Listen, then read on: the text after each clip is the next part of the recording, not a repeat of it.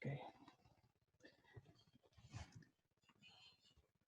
Good morning, everyone, and welcome to Locaciones y logística de filmaciones en tiempos de COVID.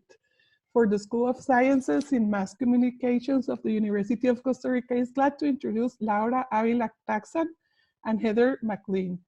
Laura Avila is a Costa Rican producer based in Los Angeles, Fulbright Scholar and MFA in film and TV producing from Chapman University.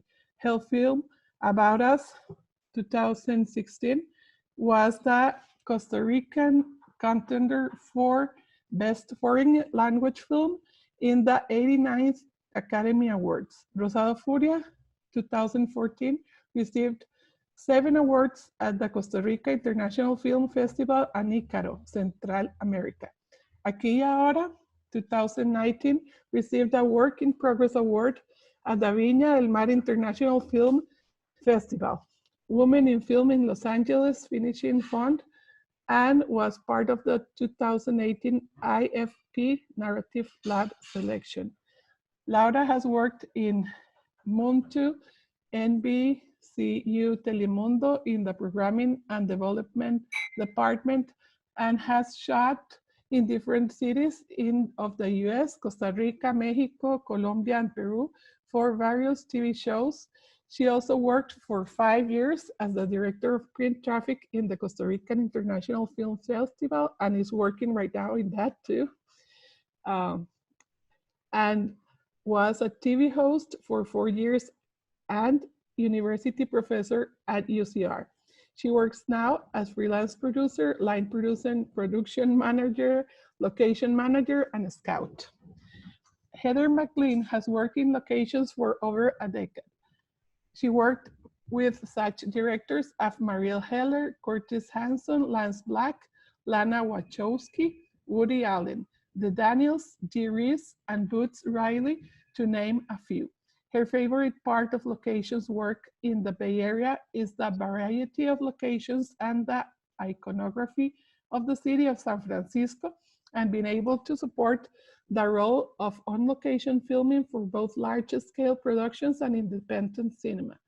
She has received nominations for her work in both feature films and television, COLA Awards, and is a current member of the Location Managers Guild International. And we really thank her, we really thank them for being here today for an hour, because they are very busy with all the production work that they're doing. Now I'm going to provide some indications in Spanish. Buenos días, como les estaba explicando, tanto Heather como Laura tienen muy poco tiempo el día de hoy para entendernos, entonces Laura va a dar una introducción de lo que van a hablar. Si alguien tiene alguna pregunta, la puede hacer a través del chat y vamos a tratar de responderla. Muchas gracias. Bueno, hola a todos y todas. Muchas gracias por acompañarnos hoy. Yo estoy trabajando en este momento en una película con Heather. Entonces estamos en el medio de producción. Week 1 acaba de terminar. Comenzamos Week 2 mañana. Entonces hoy podemos estar con ustedes porque es un día libre, a day off, but not really. Y Heather muy amablemente está agarrando parte de su día para que conversemos. Entonces, como tenemos poquito tiempo, démosle. So Heather, thank you so much for making time and being here with us. Let's get into it. Let's talk about the locations department. What is it? Because for me that I've been a producer in Costa Rica, there's no such locations department. Whenever I've shot 3 movies in Costa Rica as the producer, and I am the location manager, I am the scout, I get the permits, I do everything. It is assumed that the production department does it all. So let's start with explaining and talking about what is the location manager and what is the locations department. Yeah, and I think it's not totally unique to Costa Rica that a producer would be doing all of this. In America, usually it's smaller films where the producer does all of that. But I would say the reason you like a location manager or a scout, basically when a project is getting developed and they're trying to develop a budget, a lot of times the first thing they ask is, where can we film this? How much is it going to cost? Does this have the locations that I'm looking for based on this script? So a lot of times I'll get word of a project from usually a producer saying, you know, am I crazy to think I can make this for this amount of money? And where would I shoot this, and how much does it look like it's going to cost? And so then, and I've been doing this a lot lately, is letting people know how much San Francisco and the Bay Area costs. And so I look over the main bullet points of their script, like, oh, we need a city with a university and, you know, a police department and, you know, some landmarks and things like that. And so I say, okay, great. You know, you can film it here. Here's how much these things cost. And here's some pictures of like different stuff that you can do. So it gives them in the beginning a broad brush strokes of what's possible. And then as they go and they get money and they kind of seal up the project, then they come back and they say, okay, now that we have the money, like we thought we were going to get X amount and we got this amount. So how do we make that work? Or sometimes they just have a ton of money and it's fine.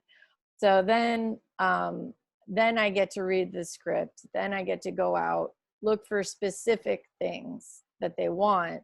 And usually this is several months out from the project starting. And they give me their big ask. Here's the main meat and potatoes of the script. You know, where would I shoot this?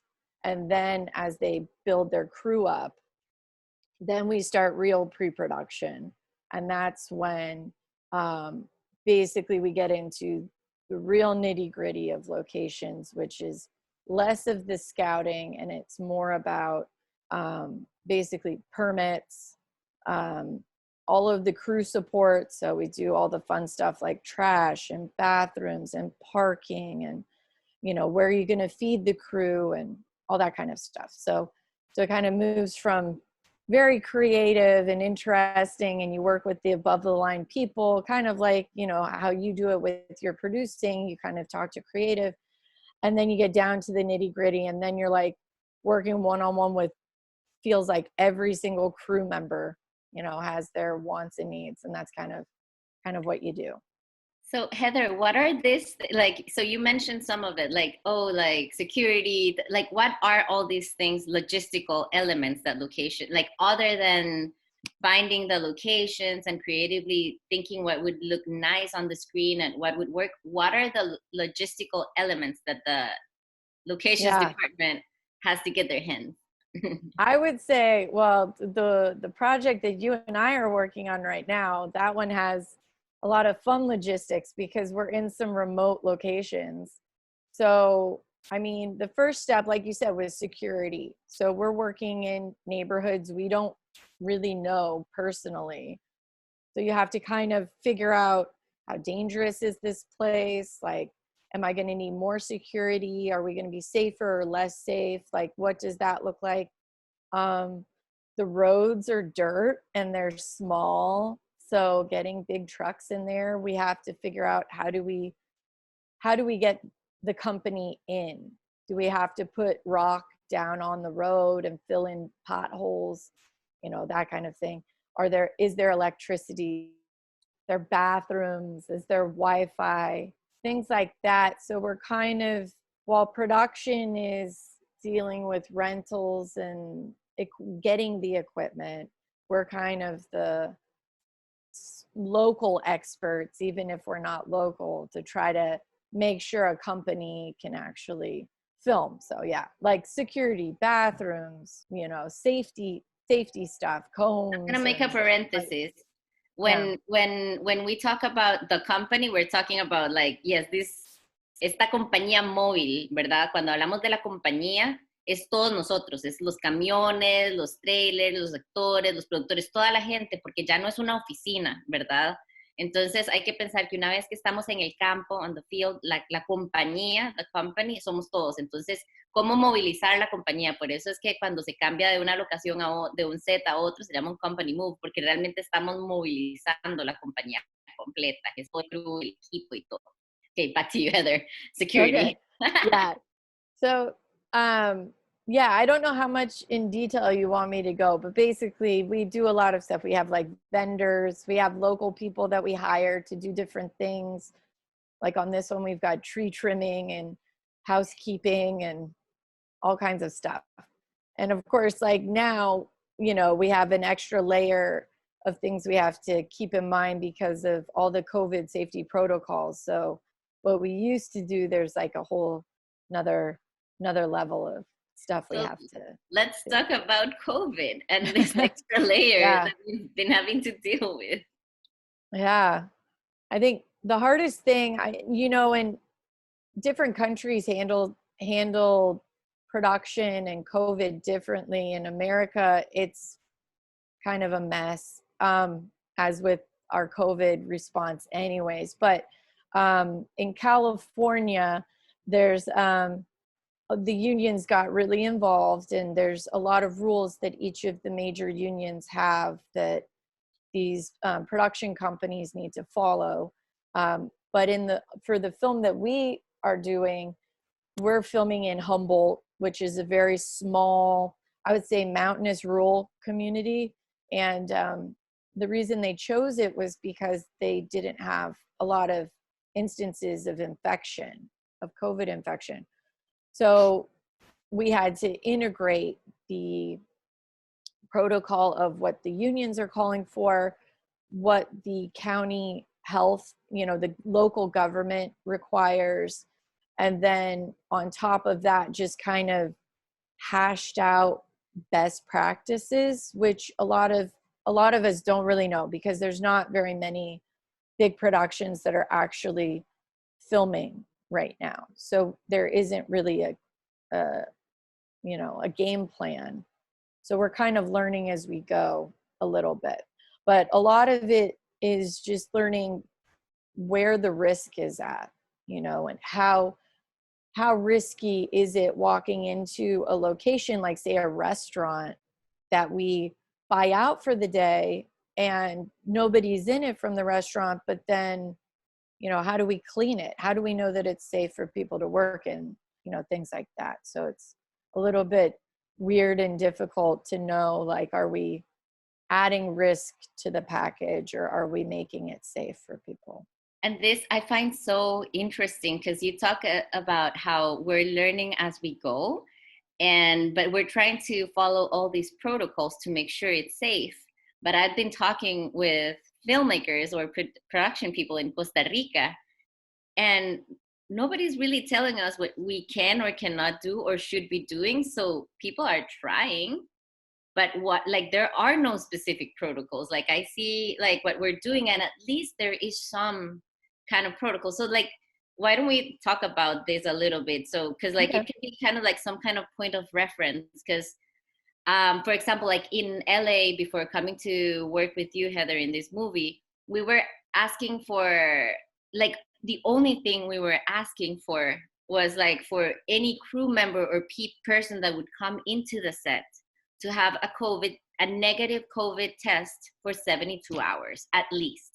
So like whoever wanted to work, they had to go on their own to figure out a way to get a COVID test, have a negative within 72 hours and bring it. But nobody's thinking about locations and if this place is safe. And I know like each vendor that rents the camera equipment, they have their own rules in LA of how and like in order for you to be able to hire them, they have to come and tell us like, yes, we're cleaning each tripod, everything. So okay, so the vendors are taking care of the equipment.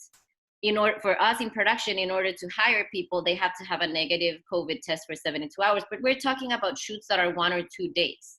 We're not talking about locations or any of that. And in a project like this one that we're filming for many weeks, So what are the protocols that like this movie is like doing, like, and locations? Well, it's very interesting. What they've done, the studio for this one is providing a mobile COVID lab. So on set, various days of the week, different crew members get tested with the nasal swab, and it's a rapid test. So they find out in about 15 minutes if that person's infected or needs to be retested. So the people who are around the actors get tested all the time. And then as you get further away from being with the actors, you get tested less frequently. I think, with anything with, it's like a virus, something that people can contract, you're kind of relying on everybody else in the room to be as protective of you as they are of themselves. And as many things as are in place with film, I think if people don't go in with the ideology that this can be a potentially deadly virus and is highly contagious, then the protocols are only as good as somebody washing their hands, sanitizing their hands, wearing their mask, that kind of thing. So the main thing is that basically everybody wears a mask except for the actors, right? And then, if you're eating and things like that, you have to go, you're supposed to be sitting down, you're supposed to be 6 feet apart. There's all these kind of industry, I would say scientific and industry talking points that we're supposed to be doing. And I think we're doing as good as we can. We have people on set that are supposed to be policing that people are staying apart. You don't drive in the same cars together, which is kind of a nightmare a little bit. We can't shuttle people in a van and things. So everybody's driving themselves. There's a quarantine process at the beginning. So like for Laura having to travel from LA, she had to have 2 negative COVID tests. Then she could travel, then she tests again. And once that comes back negative, then she could work. So it's that part makes it hard to hire people in a timely fashion. We're used to film. You ask, you get, right? It's like a very quick turnaround. And now we have this potentially 1 week, stalemate of waiting for someone to be tested safe before they can even show up. They can't even travel before they take these 2 tests. So I don't know, it's tough because I think, in talking before going back to production and talking with the Location Managers Guild International, we were all checking in with each other internationally because there's obviously some international productions that have been happening, and seeing how is everybody handling this.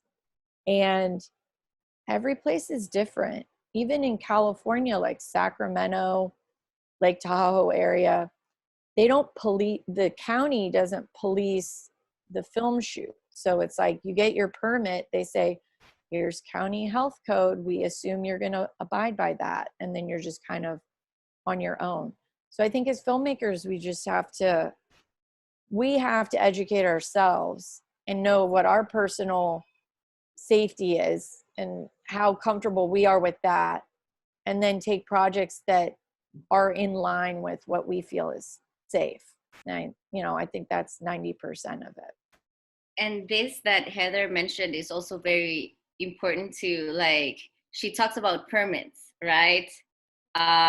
So there are cities where like the permitting process is very clear. Like in Los Angeles, it's Film LA. There's like offices, like in San Francisco. Here we're dealing with cities, with counties, and each one, and like you have to figure out the puzzle of like what permits you get and what you like, how to make sure you have everything in place to be allowed to film. In Costa Rica, we don't have that. So I'm gonna switch back to Spanish. En Costa Rica no existen los permisos. Realmente uno va y filma. Entonces, esto que Heather decía de que está lo que la ciudad y quien asigna el permiso nos exige, pero también está lo que nosotros como producción decidimos que vamos a hacer para tener al crew seguro. Es muy importante, pero en Costa Rica, o sea, todo recae en nosotros, como las cabezas de departamento de una producción, de decidir cómo hacer que esto sea seguro, ¿verdad? O sea, un productor en Costa Rica tiene que pensar, ok, si yo voy a abrir una producción, o sea, estoy arriesgando a un equipo completo, estoy exponiendo a un equipo que yo estoy contratando a trabajar y recae en mí la responsabilidad de decir cuáles son los protocolos que vamos a seguir para que la gente que yo como productor estoy contratando esté segura. Porque estamos hablando de algo que, o sea, no es un resfrío, ¿verdad? Cuando yo produje entonces nosotros, la película de Hernán Jiménez, nosotros tuvimos un virus en Cóbano. Y yo sabía que un día a la semana yo tenía que sacar tiempo para manejar y llevar desde Santa Teresa al hospital, no de Cóbano, al hospital de Paquera, creo que era. O sea, me tomaba como hora y media de ida y hora y media de vuelta llevar a cada persona al hospital para que les pusieran suero y ¿verdad? Pero era un virus que lo que hacía era enfermarlos de la panza. Y yo perdía a una persona por 1 o 2 días, se recuperaban y volvían a la película. Con COVID no es un virus de nada más enfermarse de la panza, es algo muy serio. Entonces, yo creo que sí es importante pensar este tema de los protocolos, como la responsabilidad que asumimos como empresa productora o como productora en el momento que tenemos gente trabajando para un video, ¿verdad? O para una película, ¿verdad? Es importante trabajar, pero también es muy importante la salud y que estemos en vida, ¿verdad? Y que estemos seguros a la hora de trabajar en un proyecto. Laura, perdón, nada más una cosita. Contarles porque no saben que todo lo que están manejando para ir a cada día de filmación, ¿verdad? Tal vez no Sí, tienen idea de eso. sí, y es que, digamos, bueno, cuando nosotros hablamos de compañía, ¿verdad? Por ejemplo, en Costa Rica a veces las producciones son pequeñitas, ¿verdad? Y la verdad es que eso es algo que yo cuando veo a Costa Rica extraño. Qué bonito es manejar una producción de 15 a 25 personas, ¿verdad? Por ejemplo, en Aquí y Ahora, que fue mi última película que sacamos el año pasado, el equipo se mantuvo entre 15, 25, máximo 30, entonces era controlable.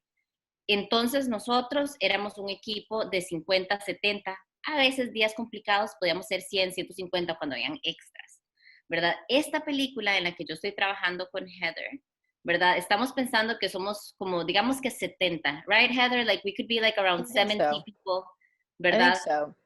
Yeah. Entonces, es una compañía de 70 personas que si ustedes se ponen a pensar, si nosotros tenemos prohibido por términos de COVID tener vans to shuttle, ¿verdad? Y meter a la gente y llevarla a la locación desde el parqueo, hay que pensar en que no solo son 70 parqueos para 70 carros, digamos que son 70, y tener ese espacio cada día según donde sea la locación para que la gente pueda llegar y pueda parquear, sino que estén lo suficientemente cerca del set para que puedan caminar. Y si vamos a usar un shuttle, si el shuttle es para 12 personas, no podemos poner a 12 personas porque hay que respetar, ¿verdad?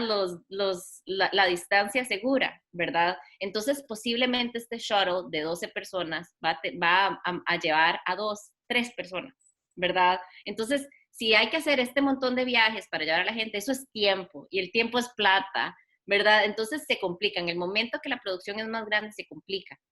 Yo en Costa Rica, con producciones pequeñas de un crew de 20 personas, ni pienso en el parqueo, parqueen en la calle, right? Es como, encuentren parqueo y ya, y lleguen. Y mucha gente va a agarrar un Uber, pero aquí no es como de agarrar Ubers.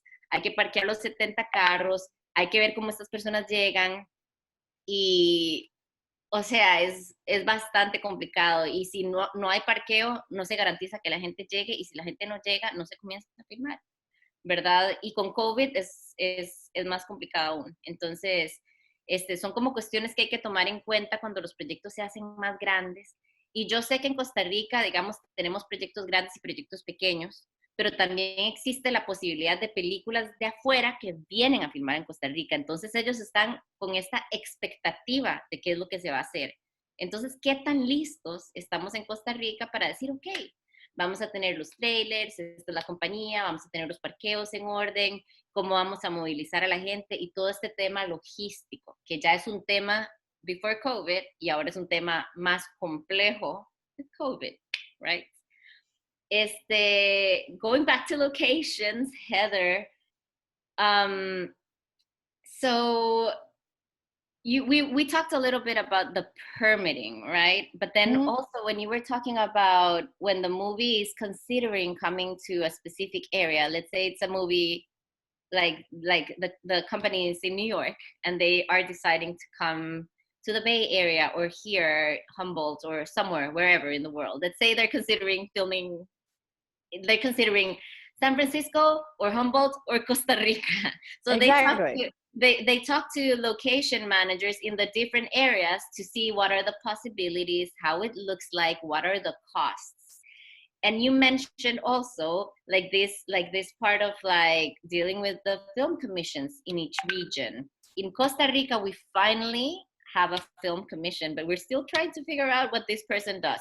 So for a production, how important it is sometimes for the budget when they decide where to film. It's not only because the locations match the script and they look great, hopefully, and it's like a very nice creative process of finding a place that looks how you envision it, but there's also a cost, and that's where the film commission and like whatever like you can say what does this city or this country offers that brings the money, the costs down. So can you talk to us a little bit about that experience that you've had with getting rebates from the film commission and how that helps you or not as a location manager?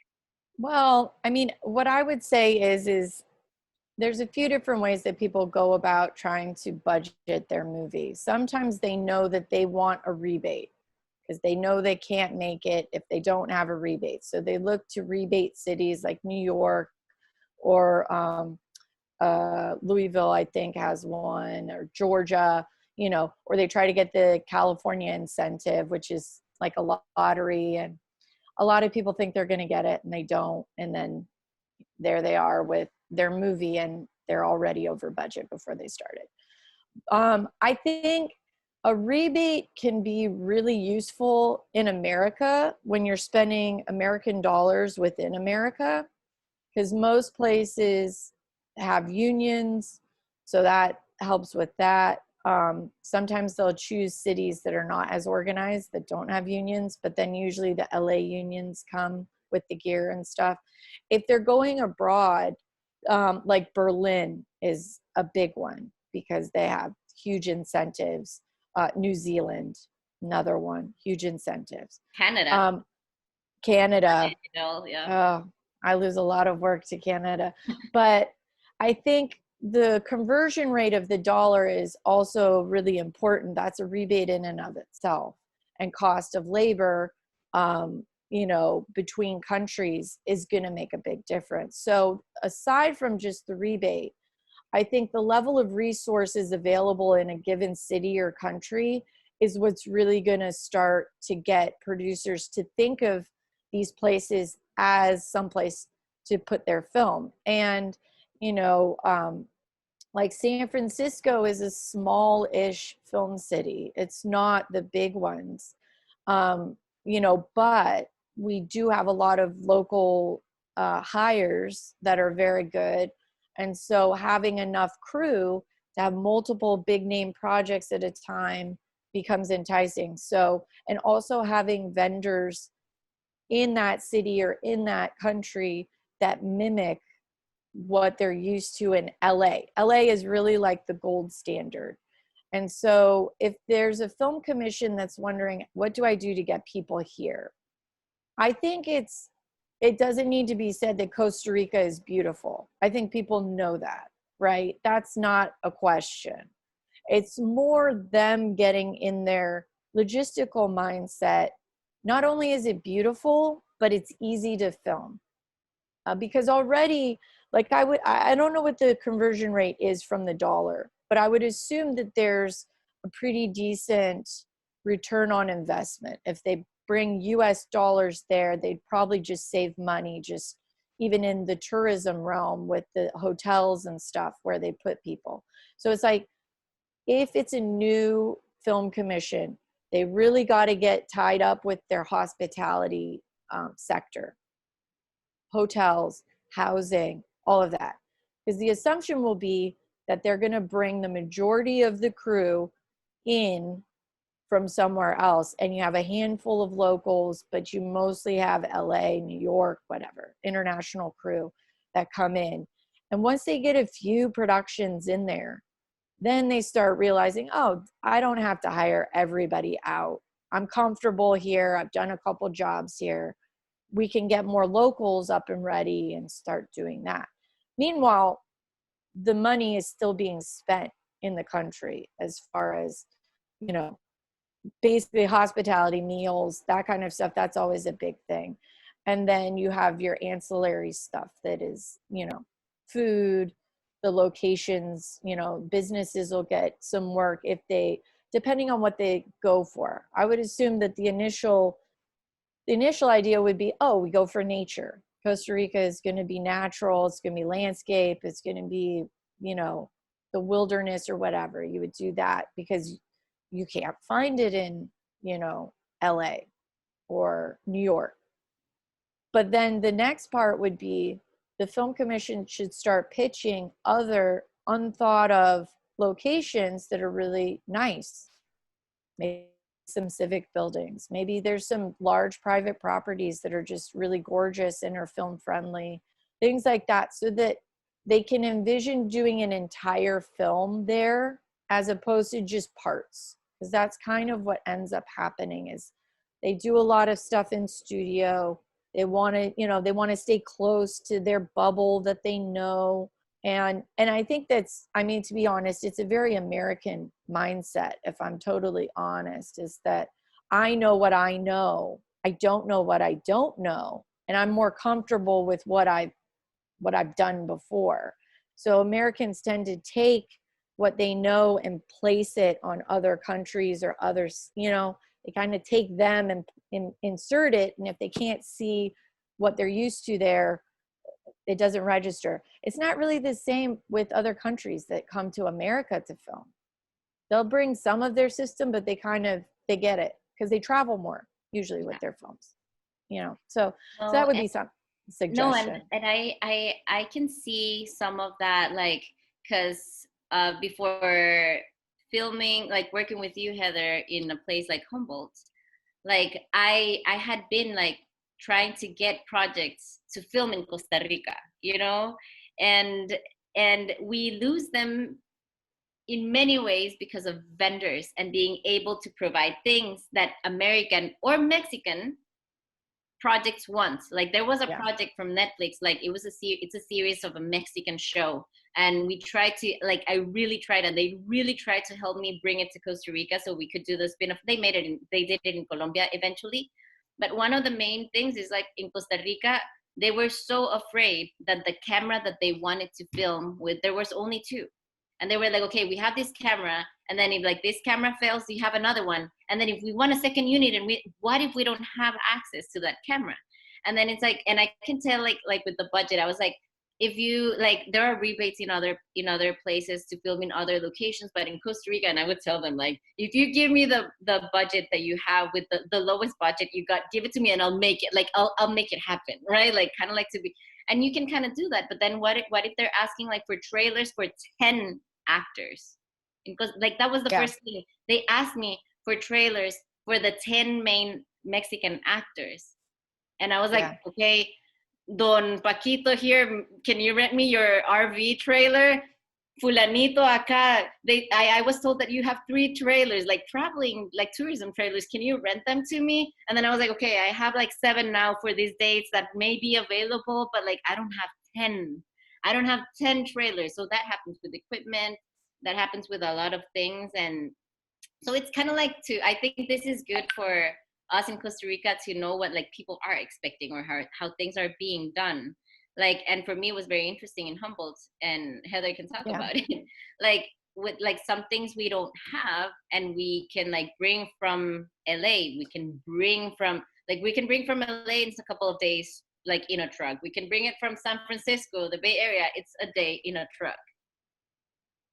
In Costa Rica, we cannot like fly like everything. Like for my movie, I flew camera equipment and lights, but like some but you cannot do that with everything. And then here, like Heather, like what we've had with security, like there's basically 3 companies that we can hire.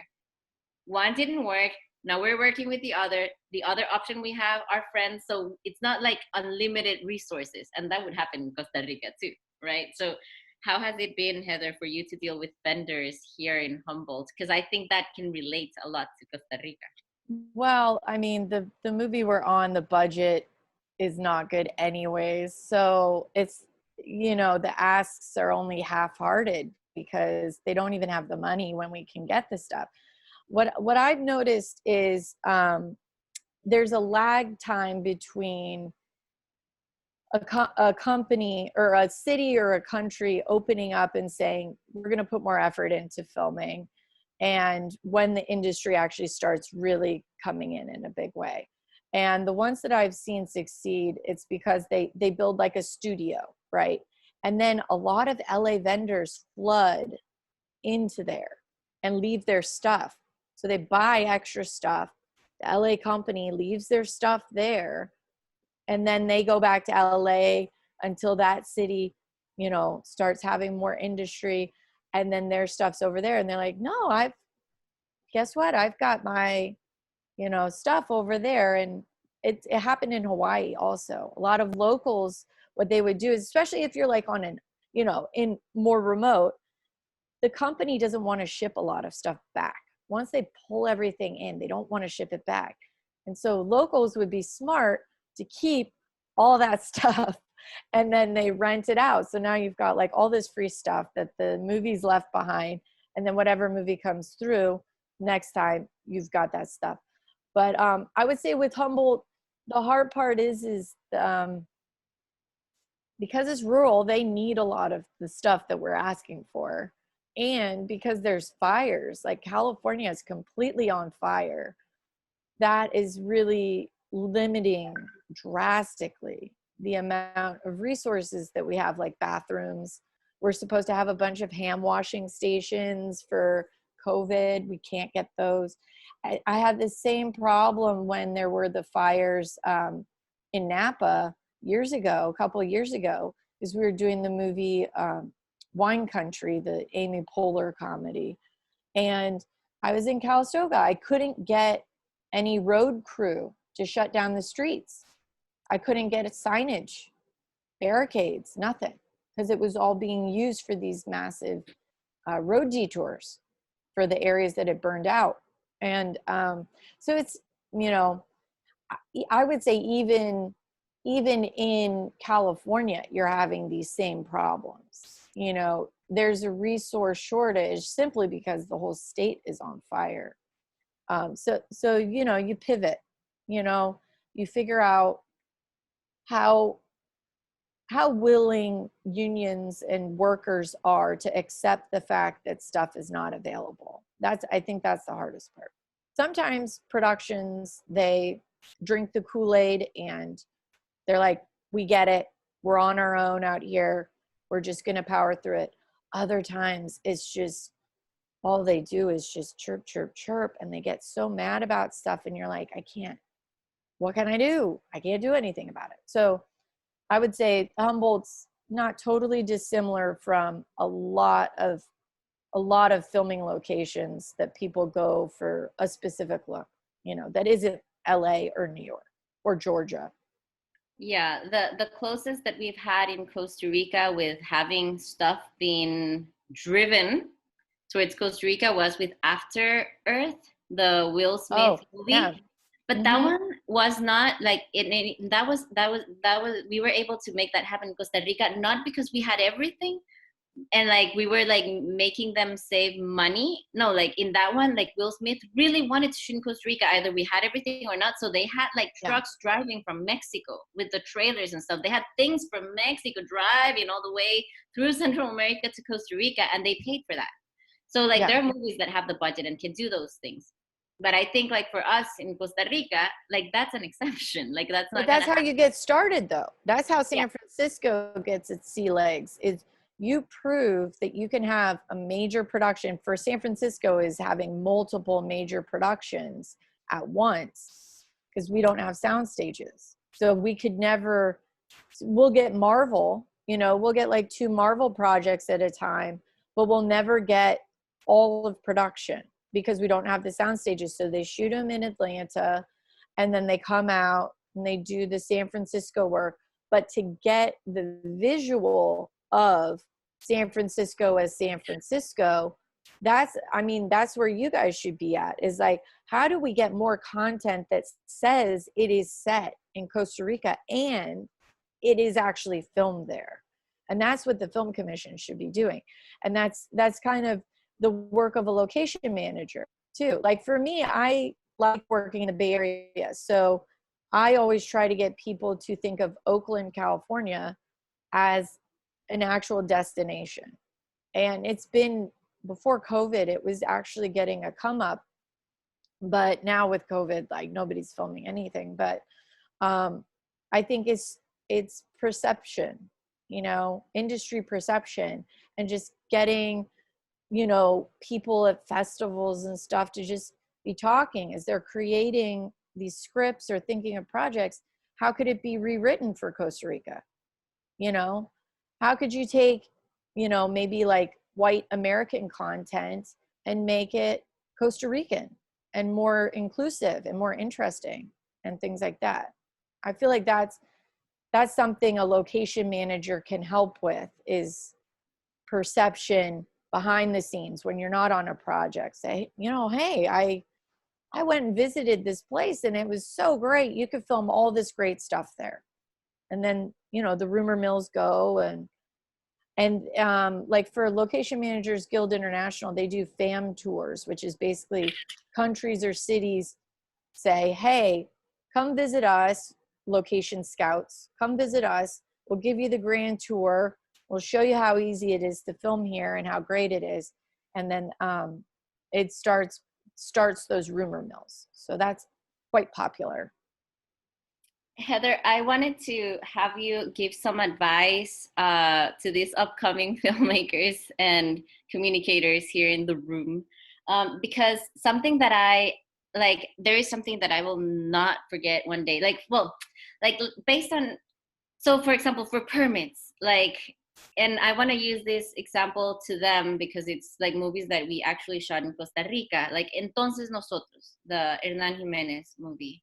Like we shot part in San Jose, part in Santa Teresa and Malpais, which are part of Cobano. And Heather, Cobano is like such a tiny little town. It's not even Humboldt. It's kind of like, it just happens like that the beach, like the surf town where we wanted to film, which is tiny, is inside of Cobano, but it's like, I don't even know what to, let's say Trinidad, but like, okay, but more rural, right? Like it's like Trinidad in here in North California, but like dirt roads and everything. So it's like a little office.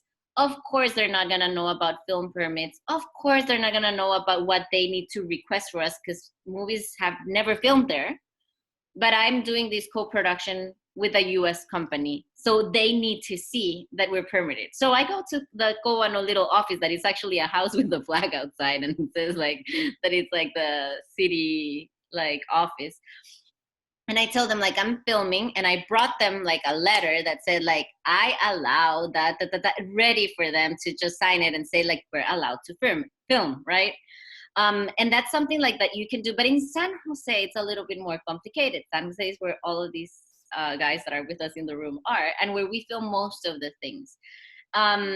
When we shot in San Jose, there were parts where and like the thing is like we talk security here in the US and having like guards, like officers sometimes when it's like a complicated area, and asking for the police to be there with you when you need to block streets. We don't do any of that in San Jose, Costa Rica. So when we were shooting in San Jose downtown, and I called the municipalidad and I asked them like, I need support from the police. I need 2 motorcycles helping me block this area because we're going to be in the street and it's not going to be safe.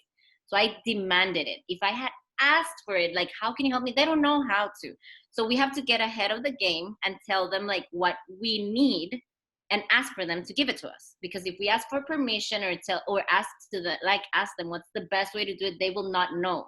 So that being said, I had a student that worked in one of like the Costa Rican films, and they were filming things on the street. They were filming vehicles on the street, and they, like, we were just having a casual conversation with people, and they were laughing of how, like, it was like them, like, on the street blocking traffic, like on like la calle esta que va del Braulio Carrillo y al Surquí, which is like a freeway in Costa Rica, but like there are like big semi trucks driving that way, and they thought it was very fun that they were in the middle of the street blocking cars and telling them to exit, and like to like so that they could film in the street in this exit, and they were putting themselves on the street blocking cars, and it was funny.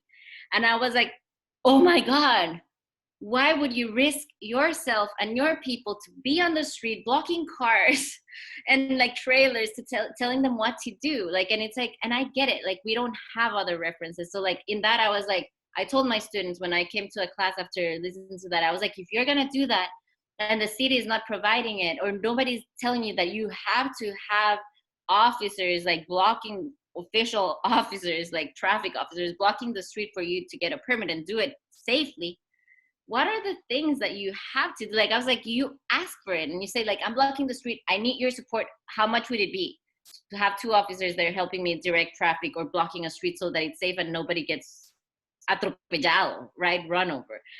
So in a place like Costa Rica where there are no rules like that, like what would you think for safety would be things that like that we would do locations wise to make sure that the production is being shot safely, if it involves streets or a dangerous area that you could recommend like the students to It's be hard because without experience, as a filmmaker, without experience, you don't know what you don't know. Yeah. And you may not understand how much danger you're putting yourself in when you do these types of things. And as soon as we ask actors or stunt drivers or people to do these calculated risk things in film, the risk goes crazy big because now they're trying to perform it for the camera. They don't think about, it's not like, oh, I'm on the street and somebody's about to T-bone me and I swerve to avoid it and I am narrowly missed. It's like now we're telling them this needs to happen at this time when I say go. So everything is riskier. So I think if you start with the mindset of what is the worst possible thing that can happen? If you're a producer, what is the worst way that this could go? And then you plan for that to make it the safest it can be to really avoid that. That's got to be the internal mindset from production, from the producers first. Because you know, a PA or somebody, they're just going to do what they're told. They don't really understand how much risk can be involved. And I think it's a human condition. If we're hired for a job and we have people above us and they say, you know, we need to get this shot and we're going to do this, and we have safety vests and cones and XYZ, you kind of don't think, you don't say to yourself, well, there's no way I'm going to do that. I'm walking out of this job that I've worked 3 weeks on. I'm not going to do that. I would do all this other. So I think the safest, without permits, and let's say you can't get police to do it, but you're effectively allowed to do it. Like the city doesn't care that you do this. You want to get the biggest vehicles you can to block any sort of way that people could hit a human being. And don't have anybody near where you have these other vehicles going by. So like we do this a lot on big budget movies. We did it on Ant-Man 2. We were flipping a car. We pulled it up on a cable and flew it in the air, and it was going to tumble down this big steep hill. And we needed to make sure that parts of it don't fly off and it doesn't keep going and hit people and stuff like that. So we got these train containers and we dropped them and built a wall so that, you know, it would get caught. If you think like that, if you're working on this project, let's say you're zipping through on like a freeway, high speed, something like that, but you don't want anybody coming onto the freeway, get a semi truck, block it, make it so that there's no way humanly possible that somebody's going to get around your little blocker. Because humans on the other side of the film fence, they don't care. They're going to be like, what is this? What's going on here? some guys just stall in the middle of the road and they're going to try to get around because like, I got to go to work, you know, next thing you know, somebody gets clipped by a car or something. So I think there's ways to prevent horrific things from happening. It takes a lot of planning, a lot more planning if you don't have permits. And you have to have much better communication with your crew. And unfortunately, what I've seen happen is when it's lower budget or smaller crews, everybody's tired, everybody's wearing a lot of hats. It's very hard for people to effectively communicate these types of big logistical situations because the resources are not there. So my first instinct is don't do it on the freeway. You don't get it. You don't get to have it. Like, there's no way to have cops. There's no way to block it. You can find another way to tell that part of the story. If you have enough people and you have enough resources, then yeah, there's ways. You effectively have a crew that become like the officers, put lights on their cars, you know, put, you know, big signs, whatever you can do, you know, and then you have a huge meeting with everybody on the crew. You do it before, you do it day of, make sure everybody understands that their lives are at risk so that nobody does anything stupid, you know, but it's hard. It's human nature to not listen. So it's hard to get people to realize like, this is a big deal. You could get really, really hurt, you know? Yeah. And I feel like with movies, like there's like with like production, sometimes it happens to us that we're so excited to make it happen. And especially if it's a project that you care about, or it's like this project with your friends that you're making, or it's your first movie, or it's your 5th, 10th movie, it doesn't matter. Like you can get very excited about like a project. You want to do anything that's needed to make it happen. But just like kind of like what we were talking about, like COVID and not having like set protocols, like the same is with safety in the movie. Whenever you're hiring people and you have like people working for a project, safety is so important. It's lives we're talking about. And we don't think about like sometimes like filming a project thinking of like, we're not thinking of like, oh yeah, like to be safe, like that's not the first thing that comes to our head. That's something in the locations department we're always thinking about, like safety, like the road, like is it like, what if the place is dark, like how do we make sure like there's lights or there's like LED ropes like guiding the path so that people don't fall. In Costa Rica, we have a lot of that we're having here in Humboldt. We have rugged areas that are difficult. Like we have to like hike down and hike up. It can be dark. We always have to think of like the safety of the people. Because at the end of the day, we don't want to lose anyone or have someone like break a leg even, like, you know. And not just the crew, also the people that inhabit the area that you're working in. So if you don't have a permit process, you owe it to the community to make sure you let everybody know what you're doing. If there's a potential that they could get hurt, you know, you got to make sure that they understand what's happening so that they don't just come up against production and create a safety problem is another part of it. Yeah. So, well, I think like we covered like the locations department, like how to like get like a production to come film where you are. Now, if like a place it's like Costa Rica that doesn't have like a permitting process for safety, how can you try as like the locations department / production, because it may be combined in most of the times, like how to think ahead. And now like to close, because we're getting close to like the hour, like Heather, like for you, like the fun part, like the creative part, when you get a script and they tell you to try to find locations for a place, like how's the process for you, like creatively, to think of what do you show, like how's your creative process? Because it's such a cool part of like locations, like because that's what you see, like the places that you see, like all like they'll go through you as a location manager.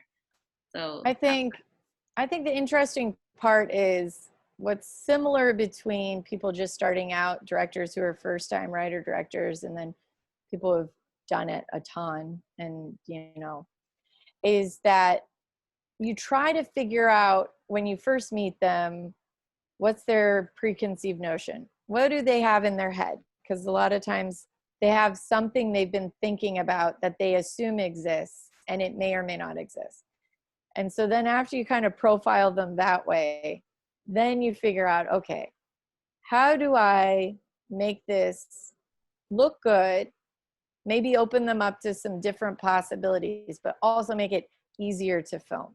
Because what they may want may be completely crazy and not even worth it. And so the fun part is, as you get to know these directors and the creatives, is essentially learning and then breaking down, kind of breaking apart what they think their movie is based on not having filmed any of it.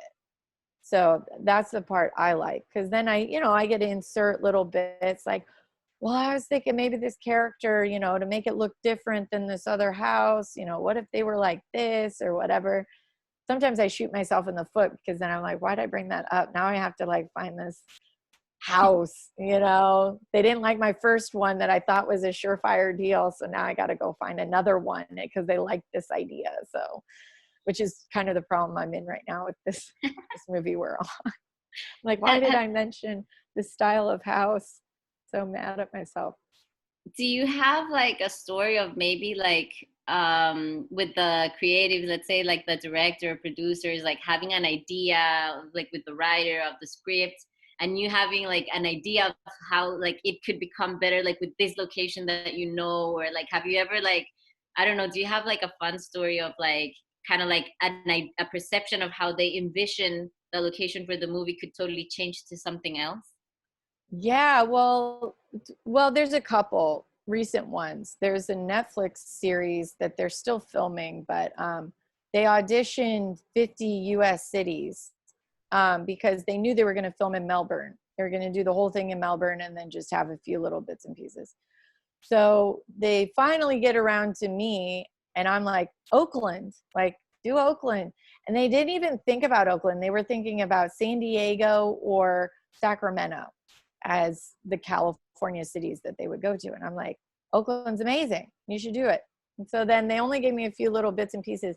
So I take this showrunner out, and I'm driving him around, and I'm listening to his little comments and stuff, because I only have him for like 4 hours to sell him on this city. And they're basically writing the whole script based on what city they choose. So I'm driving around. So I'm like, okay, I've got to like go reel for reel, and navigate. And within an hour of just driving him a very specific route around the Bay Area, he's like, oh yeah, this is great. We'll do that. Gets on a plane, goes back to Australia. I don't hear from him for like 6 months. And they're like, yeah, we're coming. We already built all the sets and everything. So we're coming for like 4 days, and we're going to shoot some stuff. I'm like, oh my God. Okay. So that was pretty crazy. Let's see. Another one, I'm trying to think. I mean, this is a polarizing figure, but I will say Woody Allen, right? I never thought Woody Allen would come to the Bay Area with any project. And one thing that I thought was really interesting, his scripts, if you get to read the script, which you can only read it once, and they watch you read it and then they take it away. So you don't really have any idea what kind of world it is. He was, I think, maybe naive about what the Bay Area looks like. So what was interesting was we'd pick a few places and anchor the characters in a few places.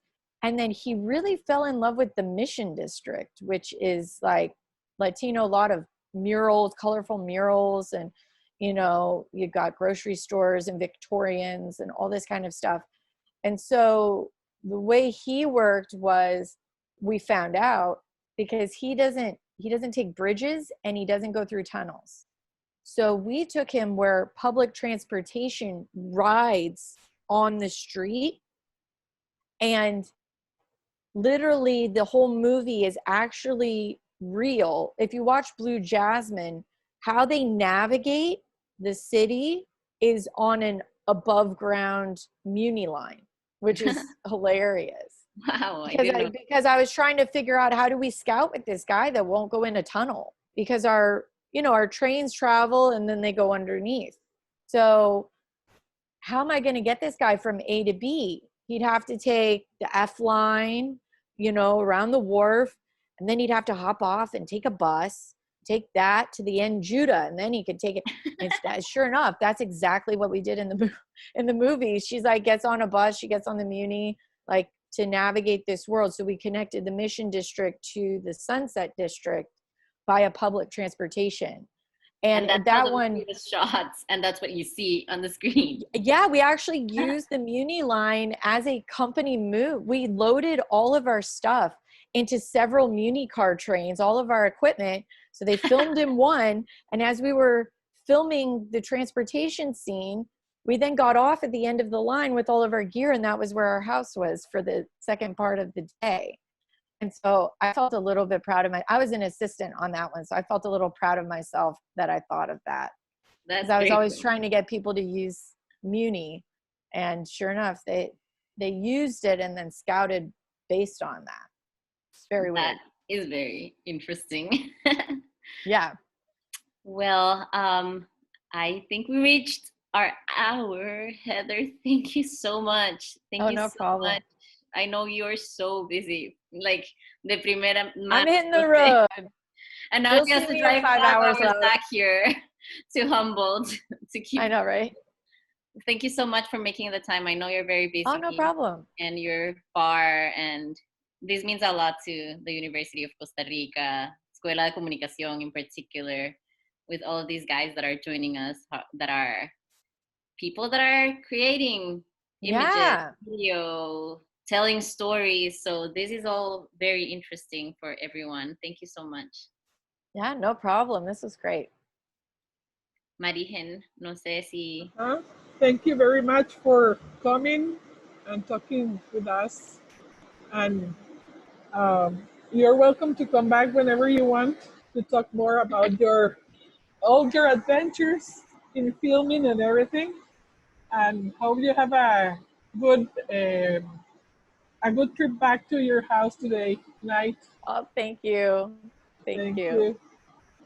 Thank you very much. Listo. Thank you, Heather. Bye. Aquí acaba de empezar a llover como si no hubiera mañana, entonces casi no oigo. Se escucha la lluvia. Se escucha, wow. Entonces, más bien, muchas gracias. Y no sé si querés que nos quedemos un poquito más ahora que Heather tiene que salir para contestar si alguien tiene alguna pregunta. Okay, so Heather, you're free to go, and I'm gonna stay, like, in case they have some questions and answers. But like, you're free to go. Like, we don't want to keep you any longer. Thank you so much. All right, awesome. Thank you so much. Bye. Thank you. Bye. Okay, entonces, muchas gracias, Laura. Vos tenés unos minutos más, ¿verdad? Claro. Aquí, o ¿qué tenés? Como unos 10 minutos más. Sí, podemos 10, 15 minutos. Si alguien tiene alguna pregunta en particular, sobre el proceso de locaciones o locaciones, producción combinados en Costa Rica, no sé, lo que quieran. Yo tengo una consulta porque, digamos, a nivel nacional, entonces no tenemos una comisión que pueda ayudar con ello. Sin embargo, sí hay diferentes lugares que hay que sacar permisos, ¿verdad? O sea, hay que y no hay que, es que es muy complicado y no hay una línea fina, y yo creo que eso fue de lo primero que se discutió cuando se quería que existiera una comisión fílmica. O sea, parte de la comisión fílmica es, por supuesto, traer trabajo a Costa Rica, ¿verdad? Es como traer inversión, ¿verdad? Convencer, como lo que Heather contaba, ¿verdad? Que ella llega y ella como location manager, ¿verdad? Con la comisión están tratando de venderle la idea a productores de que vayan a una ciudad, y para este show de Netflix que estaban audicionando, cosa que me parece tan interesante que usara esa manera, ¿verdad? Como una audición, como si fueran actores, audicionar diferentes ciudades, a ver dónde van a filmar, ¿verdad? Entonces, tener esa mentalidad de que la comisión fílmica está tratando de vender al país, ¿verdad? ¿Qué es lo que está haciendo esta comisión fílmica para salir a competir con otras ciudades, con otros países, ¿verdad?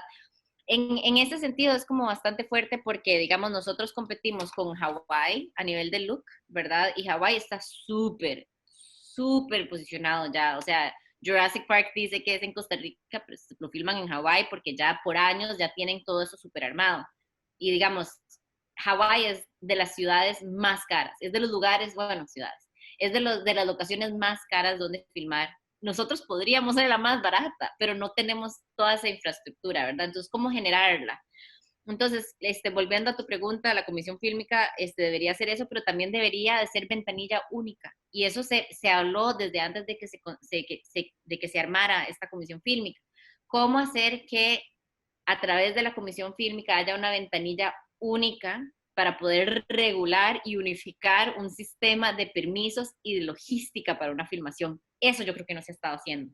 Eso yo creo que no se ha estado intentando hacer y me disculpo con José si sí lo están haciendo y yo lo desconozco, pero esa ventanilla única no es solo para los extranjeros que vayan a venir a filmar a Costa Rica. Si ellos logran conseguir que eso esté pasando, eso nos funciona a nosotros como locales, ¿verdad? Porque esa ventanilla única generaría no solo que haya un sistema de permisos, sino que si no hay un sistema de permisos realmente consolidado, que se genere, ¿verdad? Porque como ustedes pueden ver, la cuestión de los permisos, digamos, para mí, acá trabajando en Estados Unidos, o sea, yo a veces lo veo como una pega y es como, pucha, o sea, tengo que mandar mi solicitud del permiso al menos 72 horas antes para que me lo aprueben y para poder filmar antes de que venga la policía y me cierre la filmación. Eso en Costa Rica no pasa. Entonces, el hecho de que no exista eso es bueno para la logística de uno de poder filmar, pero al mismo tiempo nos expone, porque no hay todo un thought process, un proceso de qué es lo que nosotros tenemos que tener listos para tener un permiso de filmación para que sea seguro.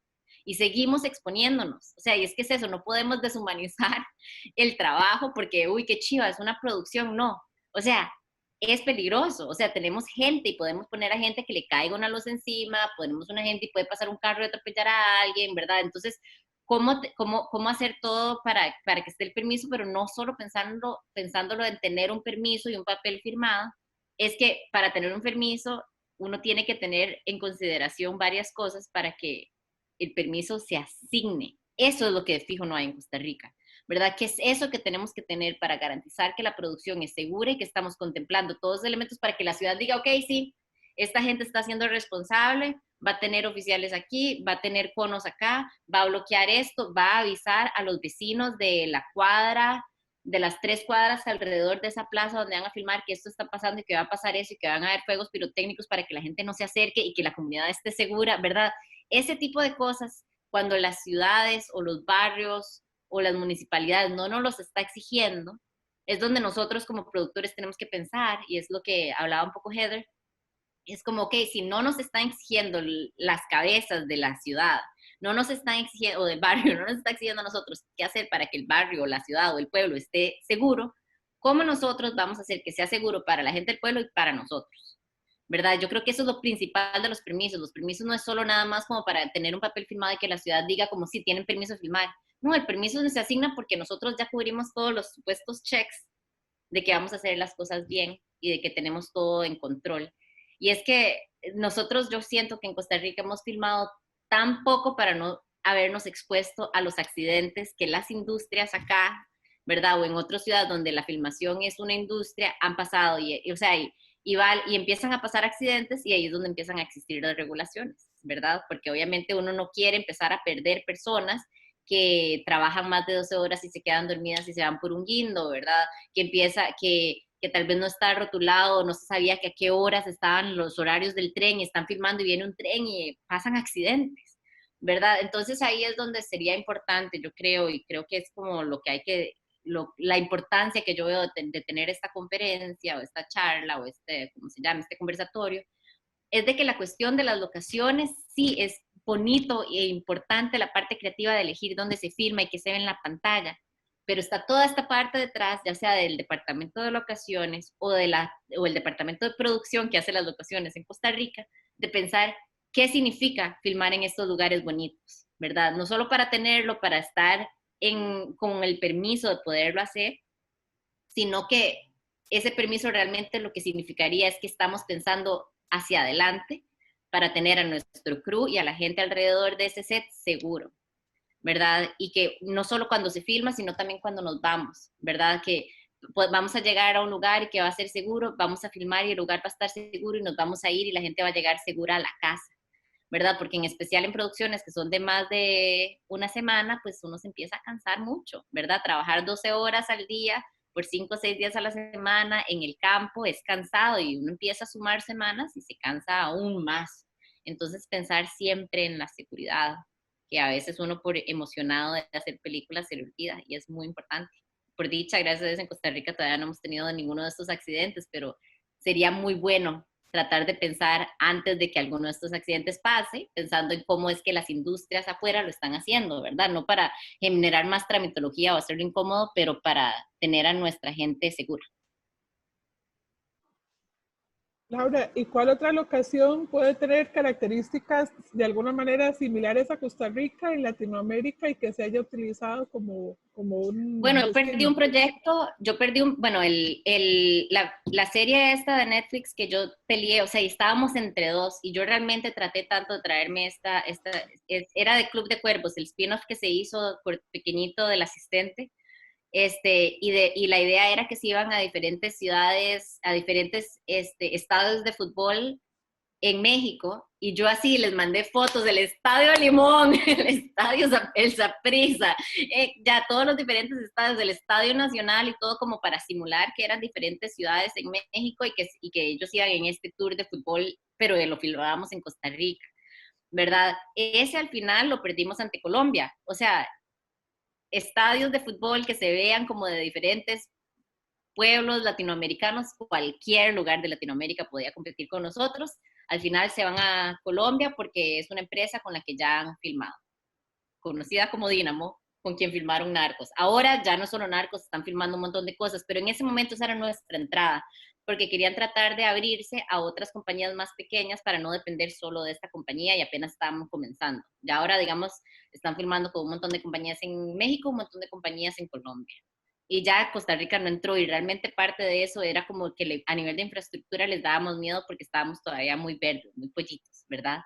En ese sentido lo perdimos. Hay otro proyecto que yo perdí para Puerto Rico y ahí sí vienen los incentivos también, ¿verdad? Puerto Rico en ese momento estaba dando un descuento, creo como que de 40% al valor, ¿verdad? Y al final las personas, los decision makers, los productores que eligen a dónde se va cada proyecto, si tienen un proyecto, no sé, bueno, este no era el caso porque este era un proyecto pequeño, pero digamos, si yo tengo un proyecto que cuesta $1.000.000 y yo firmo en Puerto Rico y mi $1.000.000 que yo ya tengo se va a convertir en que el $1.000.000 para la producción me va a costar $700.000 en vez de 1.000.000, ¿por qué me voy a ir al lugar donde me cuesta 1.000.000?